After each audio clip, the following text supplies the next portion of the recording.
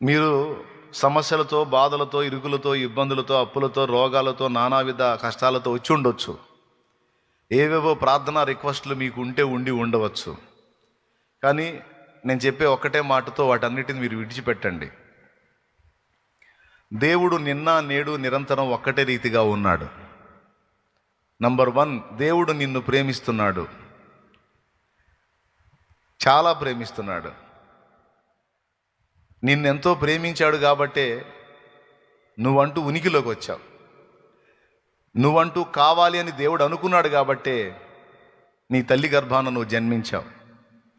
దేవుడు నువ్వు కావాలి అనుకొని ఉండకపోతే అసలు నీకు జన్మే లేదు. నీకంటూ జన్మ వచ్చింది అంటే దేవుడు నువ్వు అనేదానివి ఒకదానివి, నువ్వు అనేవాడివి ఒకడివి కావాలని ఆయన కోరుకున్నాడు గనుక నీకు ఉనికి వచ్చింది, నీకు జన్మ అనేది వచ్చింది.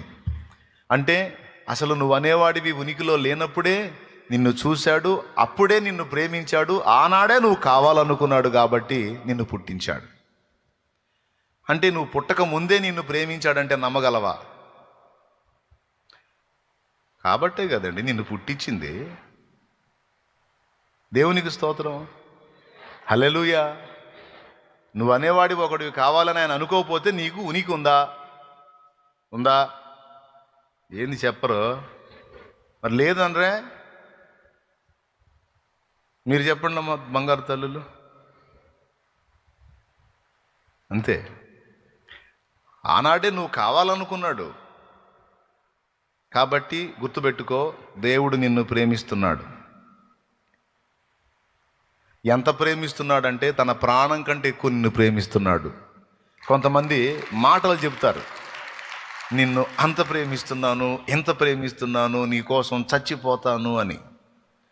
కానీ ఇక్కడ నీ ప్రేమికుడు, నీ ప్రభు, నిన్ను ప్రేమించే నీ కన్న తండ్రి నీ కోసం ఆల్రెడీ చచ్చి తిరిగి లేచి చూపించాడు. ఎవరెవరో మాటలు చెప్తారు, కానీ ఇక్కడ చచ్చి తిరిగి లేచి చూపించినటువంటి ప్రేమమూర్తి ఉన్నాడు ఇక్కడ, ఆయన ప్రభు. మొన్న పావన్ రాజు ఒక అంశం మాట్లాడుతూ కొన్ని మంచి విషయాలు ప్రస్తావించాడు. ఒక ఏశావు అనేవాడు యాకోబు జీవితంలో లేకపోతే, వినండి బాగా, దేవుడు అంతసేటు ప్రేమిస్తే నా బతుకు ఎందుకు ఇంత దరిద్రంగా తయారైంది, నాకు ఈ బాధలేంది, నాకు ఈ కష్టాలేంది, నాకు ఈ కన్నీళ్ళేంది, నా ప్రయత్నాల్లో విఫలత ఏంది, నాకు ఎదురు దెబ్బలేంది, ఈ బికారి జీవితం ఏంది అనే ప్రశ్న నీకు ఉండొచ్చు. దానికి నా సమాధానం, నిన్ను దేవుడు ప్రేమిస్తున్నాడు కనుకనే కొన్ని ప్రత్యేకమైన అనుభవాల్లో గుండా దేవుడు తీసుకెళ్తున్నాడు. అదే చెప్తున్నాను నేను. మనందరినీ దేవుడు ప్రత్యేకంగా చెక్కుకుంటున్నాడు, సిద్ధపరచుకుంటున్నాడు. ఎందుకంటే ముందే చెప్పాను, నిన్ను ప్రేమిస్తున్నాడు. దేవుడు నిన్ను ప్రేమించకపోతే నీ లైఫ్ ఇంకో టైపులో ఉంటుంది. నీకు ఎలాంటి చెక్కడాలు ఉండవు, నీకు ఎలాంటి బాధలు, ఇరుకులు, ఇబ్బందులు ఉండవు, ఎలాంటి ఒత్తిళ్ళు, ఒడిదుడుకులు ఉండవు ఆయన నిన్ను ప్రేమించకపోతే. ఎందుకంటే వదిలేసేస్తాడు. వదిలేసినప్పుడు అడ్డదిడ్డంగా బతికి ఎట్టెట్నో ఏదేదో పొందేసుకొని చివరికి చచ్చి నరకానికి పోతావు. చెప్పు, ఎక్కడికి పోతావు? చచ్చి భూమి మీద లైఫ్ని అయితే ఎంజాయ్ చేస్తావు, అడ్డదిడ్డంగా బతుకుతావు, అన్నీ అందుతాయి, అనుభవిస్తావు, చచ్చి నరకానికి పోతావు. నిన్ను దేవుడు నరకానికి అప్పచెప్పాలి అని నిన్ను ద్వేషించినట్టయితే నీకు ఎలాంటి చెక్కడాలు ఉండవు, ఎలాంటి ఒత్తిళ్ళు ఉండవు, ఎలాంటి ఒడిదుడుకులు ఉండవు, ఎలాంటి శోధనలు ఉండవు, ఎలాంటి కష్టాలు ఉండవు. సొదొమ గొమొర్రా వాళ్ళు ఎలాగైతే బలిసి విచ్చలవిడిగా బాగా తిని బలిసి ముసలోళ్ళు మొదలుకొని పిల్లల వరకు అందరూ విచ్చలవిడిగా ఊరేగారో అట్టుంటుంది లైఫ్. కొంతమంది సోదరులు ఉన్నారు, నాకు అలాంటి జీవితం కావాలని కోరుకునేవాళ్ళు. అలాంటి జీవితాన్ని నీకు ఇచ్చాడంటే నీ చాప్టర్ క్లోజ్ అయినట్టే. నిన్నంటూ దేవుడు తీసుకొచ్చి కొన్ని ఒత్తిళ్లలో గుండా తీసుకెళ్తున్నాడంటే అర్థం ఏంటో తెలుసా? నీ లైఫ్, నీ ఫ్యూచర్ బెస్ట్గా ఉండాలని దేవుడు డిజైన్ చేశాడు. అర్థమైందా? నీ ఫ్యూచర్ ఆశీర్వాదకరంగా ఉండాలని నిన్ను ముళ్ళ బాటలో గుండా తీసుకెళ్తున్నాడు దేవుడు. మల్లె పూల బాటలో కాదు, కాళ్ళ కింద చల్లగా సువాసనగా మెత్తగా ఉండటానికి. మల్లెపూలు కాదు, ముళ్ళ బాటలో గుండా తీసుకెళ్తాడు. అబ్బో నడవలేకపోతున్నానయ్యా అంటే ఆయన అరచేతులు అడ్డం పెడతాడు అవసరమైతే. నేను నడిచాను, నువ్వు నడు అంటాడు. ఏం ప్రభువా, నువ్వు నన్ను ప్రేమిస్తున్నావు, నాకు ఈ ఎగసాట్లేంది, ఈ బాధలేంది, ఈ ద్వేషాలేంది, ఈ పరిస్థితులేంది అంటే దేవుడు చెప్పే సమాధానం ఒకటే. ఏశావు అనేవాడు యాకోబు జీవితంలో లేకపోతే యాకోబు అనేవాడు ఇశ్రాయేలుగా మారే ఛాన్సే లేదు.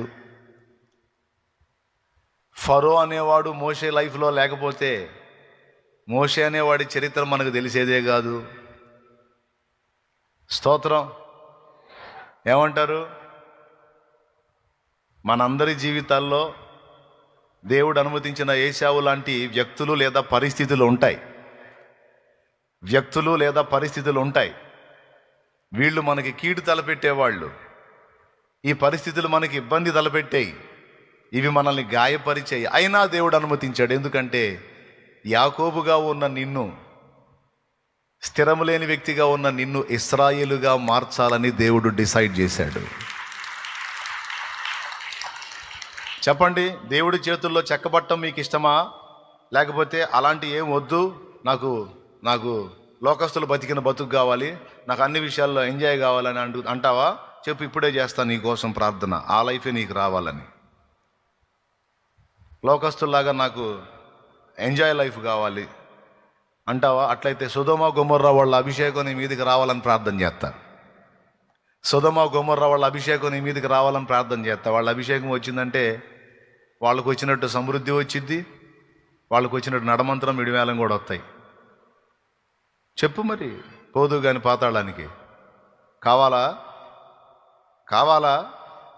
లేకపోతే ప్రేమ కలిగిన దేవుని చేతుల్లో ఒక శిల్పం వల్ల చెక్కబడతావా? చెప్పు, కరెక్ట్గా చెప్పు, నా గట్టిగా చెప్పు. చెక్కబడాలా? అట్లయితే ఒత్తిళ్ళు ఉంటాయి. నాకేంది అన్న ప్రశ్న వేయొద్దు. అట్లయితే ప్రయాణంలో ఒత్తిళ్ళు ఉంటాయి. అయితే ఒకటి, నిన్ను సావనివ్వడు, నిన్ను నాశనం కానివ్వడు. ఖచ్చితంగా నీకు సిద్ధపరిచిన గమ్యానికి నిన్ను చేర్చుకుంటాడు. అది నమ్మాలి. విశ్వాసం అంటే కళ్ళ ముందు ఉన్నదాన్ని చూసి నమ్మటం కాదు. అది నమ్మకం అనిపించుకోదు, విశ్వాసం అనిపించుకోదు. విశ్వాసం అంటే ఏంటో తెలుసా? అదృశ్యములో ఉన్నదాన్ని విశ్వాస నేత్రాలతో చూచి దేవుని వైపు సాగిపోవటమే.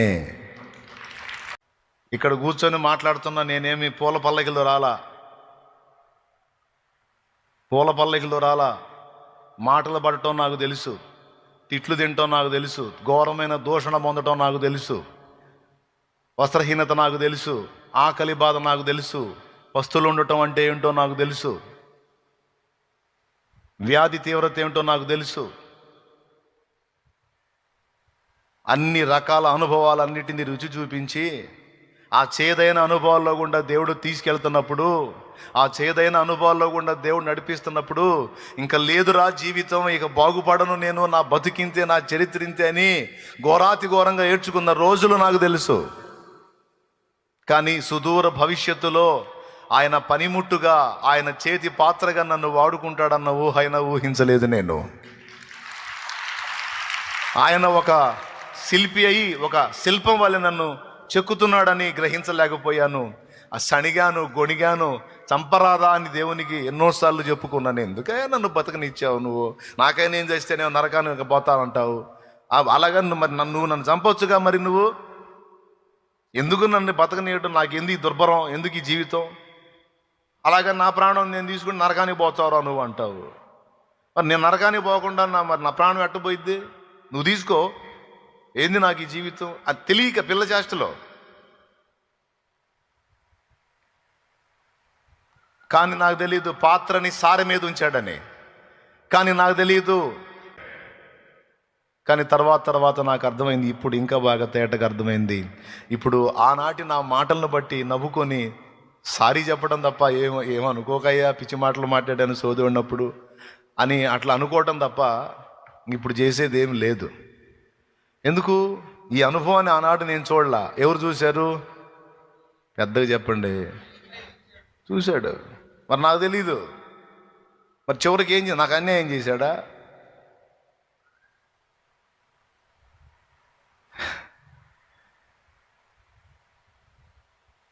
ఆ అనుభవాలే పాటలు, మాటలు ఆయన ఇచ్చినాయి. నిన్ను పిలిచిన దేవుడు నమ్మదగినవాడు, శోధనలో నిన్ను విడిచిపెట్టి పోడు. కంటి పాపలా తోడుండి నిన్ను కాచుకుంటాడు, కన్న తండ్రిలా తోడుండి నిన్ను ఆదుకుంటాడు.